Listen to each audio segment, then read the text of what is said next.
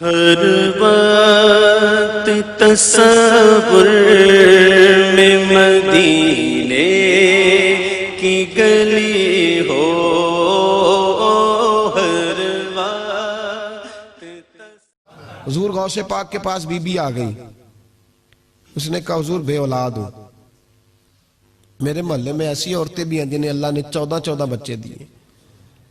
میں بے اولاد ہوں. اولاد بڑا میٹھا پھل ہے. تو میرے آنگن میں اگر ایک پھول کھل جائے تو میرے گھر میں بھی خوشبو پھیلے گی. میرے گھر میں بھی کوئی بچہ روئے گا تو میرا گھر بھی رونق والا ہو جائے گا.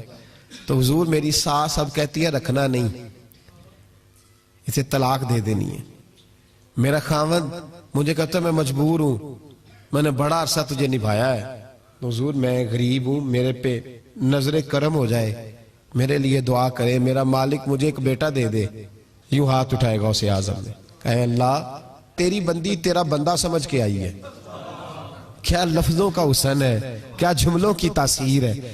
اے اللہ تیری بندی تیرا بندہ سمجھ کے آئی ہے تو مہربانی کرنا، جو تو نے اس کے دل میں ڈالا ہے وہ اسے عطا بھی فرما دے.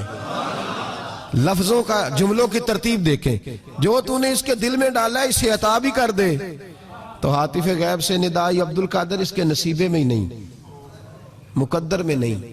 میں نے کہا انہیں منوانا آتا. جب کہا نا نہیں تو غوث پاک رو پڑے. کہنے لگے میں سمجھ گیا ہوں، تو مجھے رسوا کرنا چاہتا ہے، تو مجھے رسوا کر دے. تو رسوا کرنا، تجھے نہیں پتا تھا عبدالقادر کے پاس جا رہی ہے؟ تو مالک ہے، تو اس کے ارادے سے آگاہ نہیں تھا؟ مولا تو بے نیاز ہے، تجھے پتا تھا میرے پاس آ رہی ہے. ٹھیک ہے، یہ کہے گی لوگوں سے جا کے کہ میں عبدالقادر کے دروازے تک ہو آئی ہوں، مجھے تو کچھ نہیں ملا. تو ٹھیک ہے مولا میں تیری رضا پہ راضی، تیری قضا پہ شاکر. ٹھیک ہے نہ دے میں راضی ہوں، تو مجھے رسوا کرنا چاہتا ہے. بس ابھی دعا ہو ہی رہی تھی کہ حاطف غیب سے ندائی عبدالقادر تو بول کتنے بیٹے دوں، تو بولنا کتنے بیٹے دوں. خدا کے فضل سے ہم پر ہے سایہ غوث اعظم کا، ہمیں دونوں جہاں میں ہے سہارا غوث اعظم کا. کہا تو بول کتنے دوں؟ تو کہا یا اللہ چل ایک مانگنے آئی تھی، مہربانی کر 7 عطا کر دے. 7 ایک بیٹا لینے آئی تھی، رب کریم نے اسے 7 بیٹے عطا فرمائے. او بھائی تجھے منوانا ہی نہیں آتا، تو اس رستے کا مسافر ہی نہیں، تو اس رستے کا مسافر ہی نہیں، تجھے منوانا ہی نہیں آتا. ہمارے بزرگ گزرے حاجی صاحب رحمت اللہ علیہ، تو مدرسہ ان کا چھوٹا تھا، کہتے تھے مجھ سے نہیں چندے مانگے جاتے، میرا چھوٹا ہی ٹھیک ہے. چھوٹا ادارہ تھا تو لوگ بچہ داخل کرانے آتے ہیں، صاحب بچہ داخل کر لیں. کہتے گنجائش نہیں، جتنے کمرے تھے بچے داخل ہو گئے. جو سیانے بندے تھے انہیں پتا تھا، کہتے تھے ٹھیک ہے اب نہ داخل کریں، ہم بد مذہبوں کے مدرسے میں داخل کرا دیتے، ہم بد مذہبوں کو. بس ٹھیک ہے اب نہ کریں، ہمارے پاس ہے وہاں ایک مدرسہ پیٹنے والوں کا، وہاں داخل کرا دیتے ہیں. تو آج صاحب کہتے ہیں او یار کڈو کوئی گنجائش ہوئے، اس کو رکھو کسی جگہ پہ، کوئی کمرہ دیکھو، میرے والے کمرے سے اٹھا لو.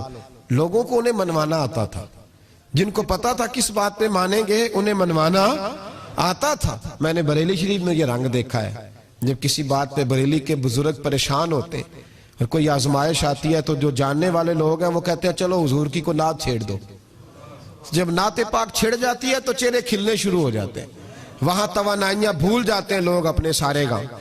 جنہیں منوانا آتا ہے، اللہ کے ولی کا کمال یہ ہے کہ اسے رب کو منانا آتا ہے، وہ منوا لیتا ہے. اللہ اپنے فضل سے، اللہ کو مجبور کوئی نہیں کر سکتا، اللہ اپنے فضل سے اس کی بات مانتا ہے. کتب علی نفسہ الرحمہ، اپنے فضل سے مانتا ہے. تو حضور غوث پاک رضی اللہ تعالیٰ عنہ نے لوگوں کو بڑا نوازا. ایک شخص آیا، اس نے آ کے کہا حضور میرے ابا جی میں آپ کا مرید ہوں، عقیدت مند ہوں، رات میں نے باپ کو خواب میں دیکھا ہے، تو دوزخ کی آگ میں جل رہا ہے، میرا فوت ہونے والا باپ میں نے بڑی تکلیف میں دیکھا ہے.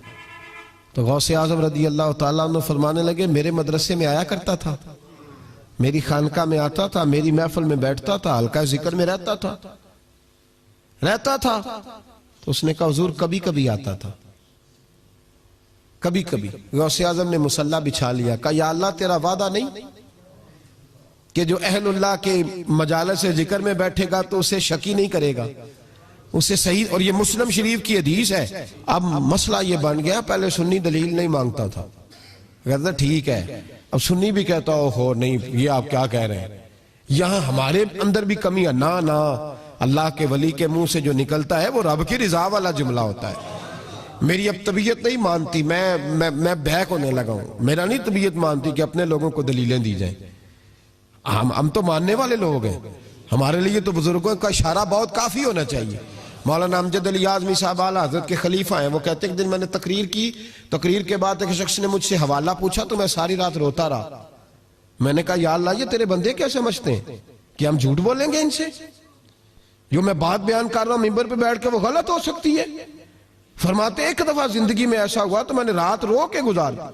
یہ کیا بات ہوئی ہمارے ہاں اب اس قدر زیادہ. جس آدمی ایک بندہ کہنے لگا بخاری سے کھول کے دکھائیں, میں نے اس کے آگے بخاری رکھ دی, میں نے کہا پڑھو, کہنا میرے کو تو نہیں پڑھی جانتی. تو میں کہا پھر تو اعتبار کر, پڑھی نہیں جاتی تجھے تو پھر اعتماد کر.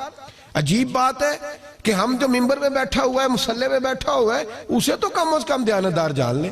تو اپنے اندر سے یہ چیز ختم کریں. سنی تو عقیدت مند ہوتا ہے, اس کی طبیعت, اس کے تو مزاج کے اندر لطافت ہوتی ہے, وہ تو ہلکے سے جملے سے مسکرا کے سارا کچھ مان جایا کرتا ہے. تو یہ جو پراپوگنڈے کا آپ شکار ہو رہے ہیں اس سے باہر آئیں. بہرحال بات بیان کر دیتا ہوں. حضور غوث اعظم رضی اللہ تعالیٰ عنہ کہنے لگے اے اللہ تیرا وعدہ نہیں؟ دلیل کیا ہے؟ مسلم شریف کی حدیث, نبی پاک علیہ السلام نے فرمایا جو ذکر کرنے والوں کی مجلس میں خالی بیٹھ جائے اللہ تبارک و تعالیٰ اسے بھی سعادت عطا فرما دیتا ہے. اگر شکی ہو, بدبخت ہو, تو اللہ اسے نیک بخت فرما دیتا ہے. تو حضور غوث اعظم حضور کی اس دعا کا وسیلہ دینے لگے, یا اللہ تیرا وعدہ نہیں تھا وہ یہاں آیا کرتا تھا تو خدا بندہ اس کی قبر پہ عذاب.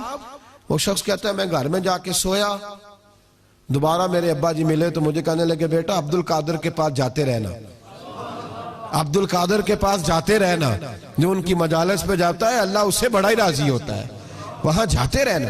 تو بھائی ان لوگوں کو رب کریم کا منانا آتا تھا, لیکن ان کا اصل کمال کیا تھا؟ تربیت. ان کا اصل شعبہ کیا ہے؟ سارے بولے, اصل شعبہ تربیت. اب بھی نا اگر ہمارا مزاج تربیت کا بن جائے نا, نبی کریم صلی اللہ علیہ وسلم نے فرمایا کہ حکمت مومن کی گمشدہ میراث ہے, اسے ڈھونڈا کرو. کہیں سے نا کوئی چیز, شیخ شہاب الدین سہروردی کہتے تھے میں نے اپنا پیالہ ساری زندگی یوں رکھا ہے, کسی اللہ والے کے پاس گیا ہوں تو اس طرح پیالہ کھلا رکھا ہے, اور کہتے ہیں میں جہاں بھی گیا ہوں نہ کچھ لے کے ہی آیا ہوں, کچھ نہ کچھ. آپ یہاں کسی بندے کو کبھی بٹھائیں, اس کو کہیں کہ تو کراچی سے لے کر پشاور تک اللہ کے ولیوں کی, علماء کی درباروں کی بات بتا, وہ ہر جگہ سے 6-7 نقص نکال کے لائے گا. ادھر ایسے ہوتا ہے, ادھر ایسے ہوتا ہے, ادھر ایسے ہوتا ہے, ادھر ایسے ہوتا ہے. آپ کس چکر میں لگے ہوئے؟ ہم نے تو اپنے حصے کی خیر کٹھی کرنی. کیوں وہ والی اینک لگائی ہے جس اینک پہ ہم نے گرد تنقید کی ڈال لی ہے؟ لوگ اور ساری زندگی تنقید کرنے والا اندر سے خالی ہے. اس کی زندگی اس طرح ہے جس طرح پاگلوں کی ہوتی ہے, بول بول کے اور تنقید کر کر کے اس نے اپنے دل کی زمین بنجر کر لی ہے, کوئی شے ہاتھ نہیں آئی, کیونکہ وہ ساری زندگی سمجھے ہی نہیں. جو خیر والے لوگ تھے, شیخ شہاب الدین کہتے ہیں پیالہ دل کا سیدھا کر کے گیا ہوں جہاں گیا ہوں, اور جہاں بھی گیا ہوں وہاں سے کچھ لے کے ہی آیا ہوں. کیا کر کے آیا ہوں؟ کچھ نہ کچھ, بولیے, کچھ نہ کچھ میں لے کے آیا ہوں. یہاں ہر بندہ اعتراض کر رہا ہے, ہر بندہ کچھ نہیں جی خیر کوئی شے نہیں. خدا کے بندے, یہ جو تمہیں اذانیں, جماعتیں, عبادتیں, ریاضتیں, درود, سلام, ذائقے, یہ جو کچھ نظر آ رہا ہے تو اس کا مطلب ہے اللہ کے بندے موجود ہیں, ان کی برکت سے نظر آ رہا ہے نا سارا کچھ. تو اولیاء اللہ کے پاس لوگ خیر لینے جاتے تھے, ان کی زندگی کے مقاصد تربیت تھی, خیال تھا. غوث اعظم کے زمانے میں کہ گویا تھا. آج تو لوگ بزرگوں کے نام پہ ساز رنگ کی محفلیں سے جاتے ہیں نا. گویا تھا غوث اعظم کے زمانے میں, گانے گاتا تھا. تو غوث اعظم اسے سمجھاتے تھے کہ یہ طریقہ درست نہیں.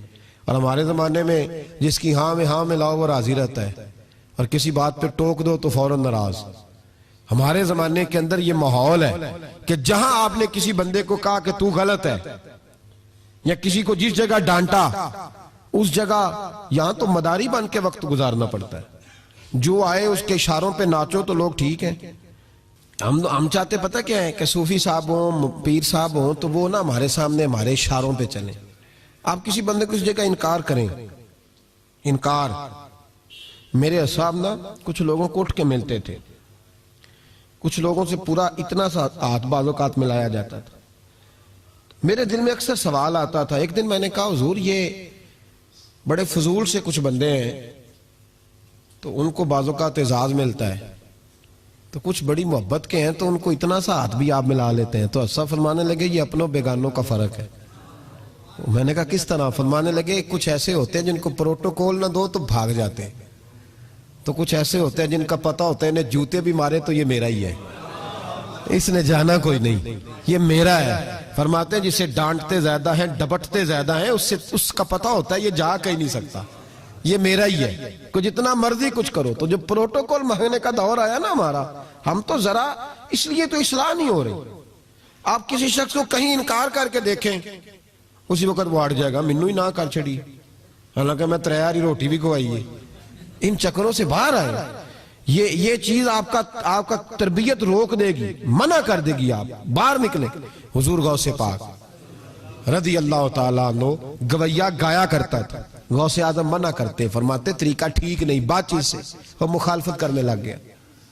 اور لوگ جب ان کے مفادات پہ ٹھوکر لگتی ہے تو وہ ذات پات پہ اتر آتے ہیں. وہ کہتا ہے جی دیکھو میرے پیچھے رش بڑا ہے, لوگ سنتے بڑے ہیں, تو عبد القادر تو معاذ اللہ جلتے ہیں مجھ سے. خیر بڑی مخالفت کی, باتیں ٹٹول کے لاتا, کھاتے کہاں سے ہیں, لنگر کہاں سے آتا ہے, یہ کیا ہے. حضور غوث اعظم ہنس دیا کرتے, فرماتے چل ٹھیک ہے موج کر. وقت گزرتا گیا, بوڑھا ہو گیا, لوگ اس کی آواز کے دیوانے تھے. گلے کی آواز بڑا سریلی تھی, وہ اب دھیمی پڑ گئی. وہ جو اسے سنتے تھے وہ کسی اور کو سننے لگے. گھر میں بھی جب تک پیسے آتے تھے تب تک تو گھر میں بھی بڑی قدر تھی. اب جب گھر میں کچھ نہ دیا تو بچوں نے بھی نکال دیا. حالت یہ ہوئی کہ قبرستان جا کے بیٹھ گیا. مکھیاں بھنکتی ہیں, پہننے کو کپڑا کوئی نہیں, کھانے کو روٹی کوئی نہیں. میرے شیخ میرے غوث اعظم اس گلی سے گزرے. جب غوث اعظم گزرے تو اس کی حالت دیکھی تو محبوب پاک کا وہ طریقہ یاد آ گیا. سلام اس پر کہ جس نے دشمنوں کو بھی کوائیں دی, سلام اس پر کہ جس نے گالیاں سن کر دعائیں دی. تو حضور غوث اعظم گھر گئے, غلام کو بلایا, فرمایا 100 دینار لے جا, اس گویے کو دیا, بتانا نہ کس نے بھیجے, دے کے لوٹ آنا. وہ کہتا میں گیا تو بڑی بری حالت, پھٹے ہوئے کپڑے, خستہ حالی. جا کر کے 100 دینار دیے. میں نے کہا لو. اس نے آنکھیں کھولی تو بڑھاپے سے بری حالت, بیماری, ذوف. کہنے لگا کس نے بھیجے ہیں؟ تو میں نے کہا مجھے پہنچانے کا حکم ہے, بتانے کا نہیں. تو کہتے اس کی آنکھوں میں آنسو آ گئے. کہنے لگا میں بھی سارے بغداد کو جانتا ہوں, مجھے پتا ہے اس حالت پہ اگر مجھ پہ کوئی کرم کر سکتا ہے تو وہ عبد القادر جیلانی ہے. مجھے بھی پتا ہے, میں بھی جانتا ہوں. اس حال میں گرے ہوئوں کو تھامنا اگر کسی کا طریقہ ہے تو وہ غوث اعظم کا ہی ہے, وہی مجھ پہ کرم کر سکتے ہیں. کہتے میں خادم کہتے میں دے کے آیا تو وہ میرے پیچھے پیچھے چلنے لگا. حضور غوث اعظم پڑھا رہے تھے تو سامنے آ کے کھڑا ہو گیا, نظر اٹھائی آپ نے, فرمایا میں کیا خدمت کر سکتا ہوں. چیخ ماری اس نے, رویا, قدموں میں گرا.